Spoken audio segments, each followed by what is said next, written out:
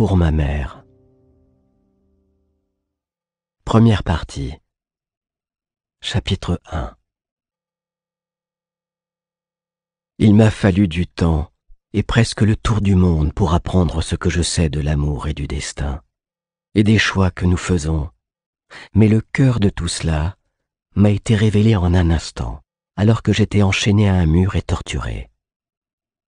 Je me suis rendu compte, d'une certaine façon, à travers les hurlements de mon esprit, qu'en dépit de ma vulnérabilité, de mes blessures et de mes chaînes, j'étais libre. Libre de haïr les hommes qui me torturaient ou de leur pardonner. Ça n'a pas l'air d'être grand-chose, je sais. Mais quand la chaîne se tend et entaille la chair, quand c'est tout ce que vous avez, cette liberté est un univers entier de possibles. Et le choix que vous faites entre la haine et le pardon peut devenir l'histoire de votre vie. Dans mon cas, c'est une longue histoire, peuplée d'une foule de gens. J'étais un révolutionnaire qui avait renoncé à son idéal pour l'héroïne, un philosophe qui avait dissous son intégrité dans le crime, un poète qui avait perdu son âme dans le quartier de haute sécurité d'une prison. Quand je me suis évadé de cette prison, en passant par-dessus le mur entre deux miradors équipés de mitrailleuses, je suis devenu l'homme le plus traqué de mon pays. La chance m'a accompagné et fait circuler à travers le monde jusqu'en Inde, où j'ai rejoint la mafia de Bombay. J'y ai été trafiquant d'armes et de drogue et faussaire.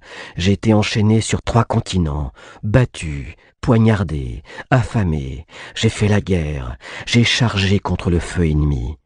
Et j'ai survécu, alors que des hommes mouraient autour de moi.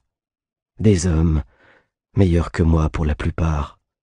Des hommes meilleurs, dont les vies avaient été broyées par les erreurs accumulées, sacrifiées à cause de la haine, de l'amour ou de l'indifférence de quelqu'un d'autre. Et je les ai enterrés, tous ces hommes. Et je les ai pleurés, en mêlant leurs histoires et leur vie à la mienne. Mais mon histoire ne commence pas avec eux ou avec la mafia. Elle remonte à ce premier jour à Bombay. Le destin m'a fait entrer dans le jeu à cet endroit-là. La chance m'a donné des cartes qui m'ont conduit à Karla Saranen. Et j'ai commencé à les jouer dès l'instant où j'ai aperçu ses yeux verts. Cette histoire commence donc, comme toutes les autres, avec une femme, une ville et un peu de chance. La première chose que j'ai remarquée à Bombay, le premier jour, était l'odeur d'un air différent.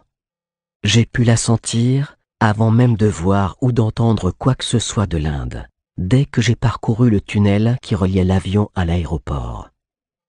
J'étais excité et ravi par l'odeur de cette première minute à Bombay, évadé de ma prison et prenant un nouveau départ dans le vaste monde, mais je ne l'ai pas reconnu et j'en étais incapable. Je sais maintenant que c'est l'odeur douce et suintante de l'espoir, qui est le contraire de la haine. Et c'est l'odeur aigre et confinée de la cupidité, qui est le contraire de l'amour. C'est l'odeur des dieux, des démons, des empires et des civilisations en pleine décomposition et résurrection. C'est l'odeur de chair bleue de la mer, où que vous soyez dans Island City. Et c'est l'odeur de sang et de métal des machines. C'est l'odeur de l'agitation, du sommeil et des déchets de 60 millions d'animaux, dont plus de la moitié sont des humains et des rats. C'est l'odeur des chagrins, de la lutte pour la survie, des échecs et des amours qui font naître notre courage. C'est l'odeur de 10 000 restaurants, 5 000 temples, hôtels, églises et mosquées, et de 100 bazars consacrés exclusivement aux parfums, aux épices, à l'encens et aux fleurs fraîchement coupées. Karla a dit un jour que c'était la pire bonne odeur du monde. Et elle avait raison, bien sûr, avec cette façon bien à elle d'avoir raison pour tout. Mais lorsque je retourne à Bombay aujourd'hui, C'est ma première impression de la ville, cette odeur avant tout, qui m'accueille et m'annonce que je suis arrivé.